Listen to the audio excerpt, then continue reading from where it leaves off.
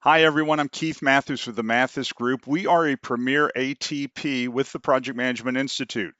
Welcome to our 7 Minutes to PMP Mastery video today.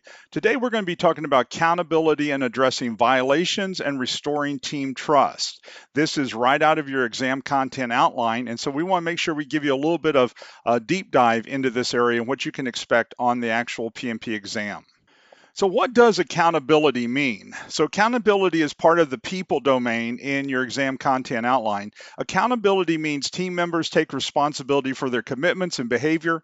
When someone violates an agreed upon ground rule, the project manager or the team should address the behavior promptly, professionally, and proportionately. Accountability is connected to managing conflicts and leading project teams. The PMI tests this topic because unresolved behavior problems can damage psychological safety, collaboration, quality, productivity, and stakeholder confidence. The exam therefore evaluates whether a candidate can exercise judgment, not merely recite a conflict resolution definition. So, as you already know about the exam, it's going to be scenario driven, and about 40% of it will be predictive, and about 60% will be agile as well as hybrid.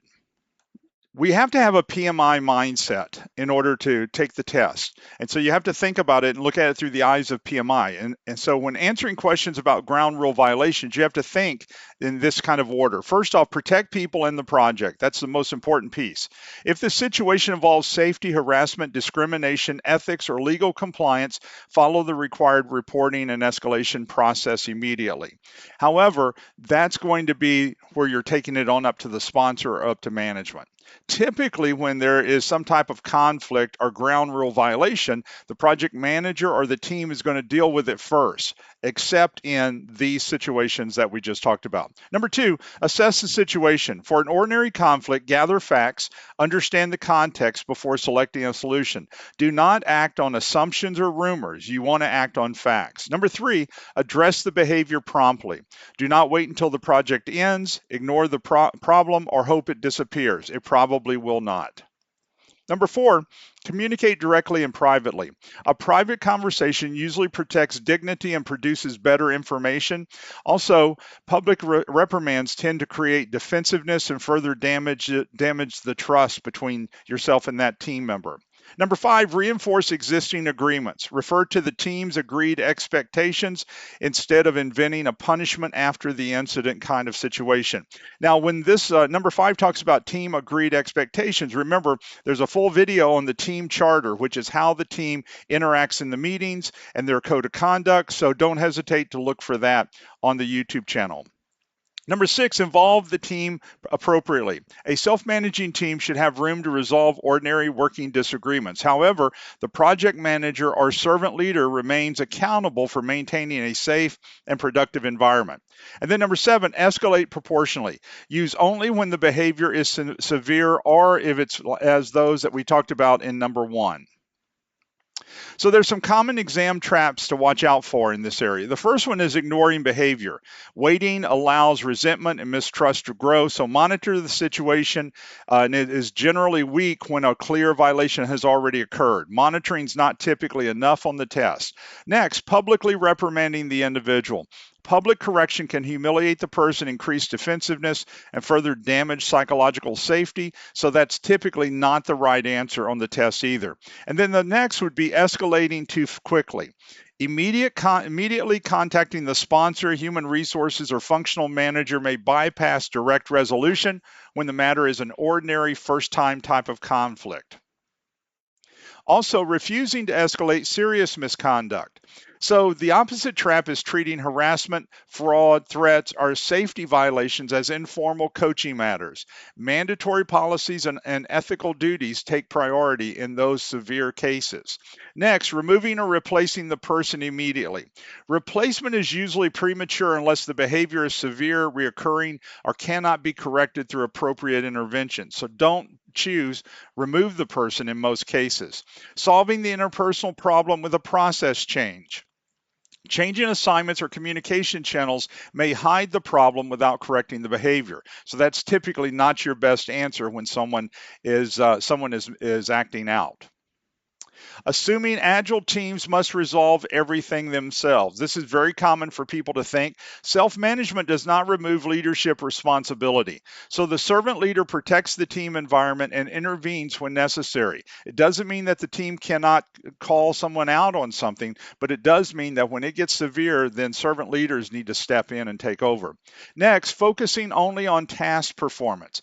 A technically strong employee can still damage project outcomes through disrespectful or destructive behavior. And then also assuming intent. The exam usually favors determining what happened and discussing its impact instead of concluding that the individual acted maliciously. So if their behavior is bad, then you're wanting to be able to talk with them and try to deal with that behavior. There's also creating a new rule after every incident. First, determine whether the existing agreement was unclear, unknown, or intentionally violated. And then update the rules only when clarification or improvement is necessary. You don't have to update the rules to make a specific detail, give specific details for every situation that happens.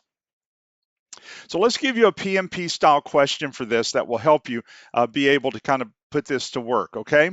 So a project manager is leading a predictive software implementation.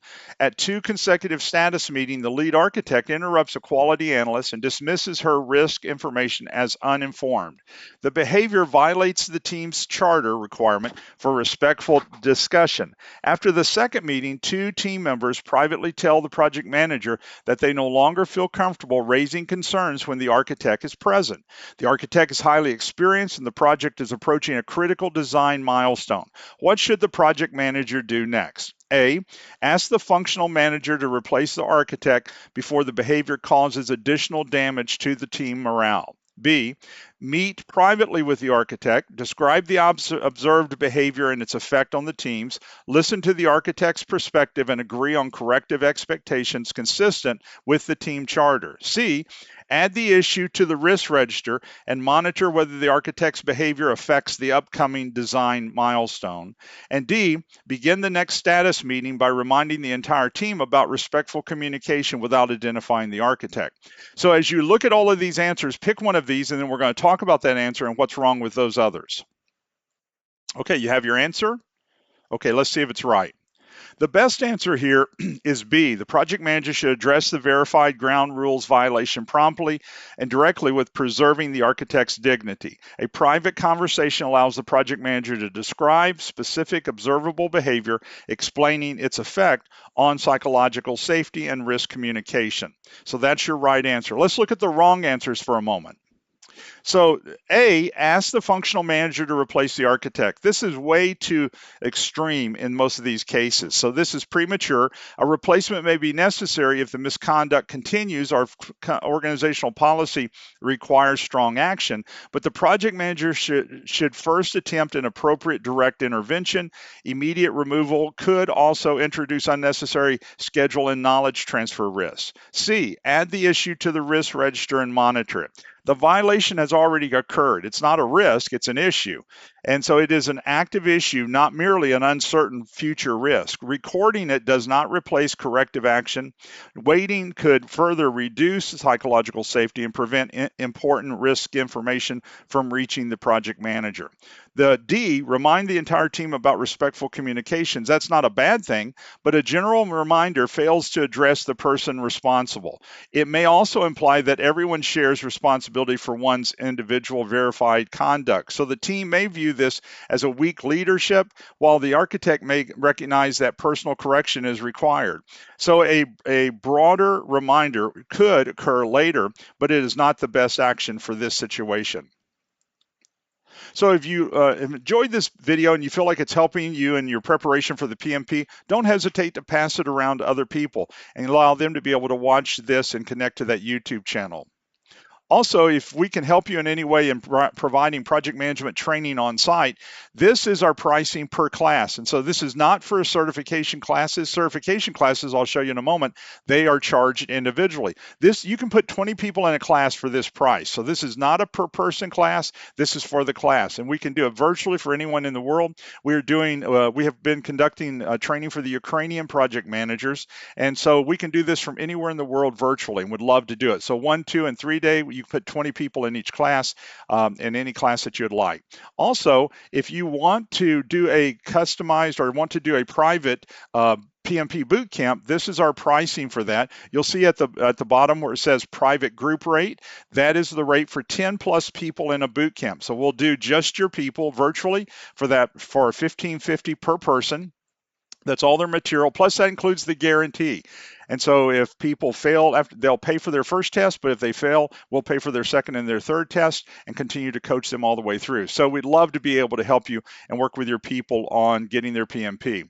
So if I can help you in any way, whether it's providing project management training or helping with the PMP, just contact us at the 800 number or my email address or our website, and we'd love to talk with you about it and see what dates you're looking for and see if we can have those open for you, okay? So thank you so much for watching the video, and I'll see you in the next video, okay? Bye now.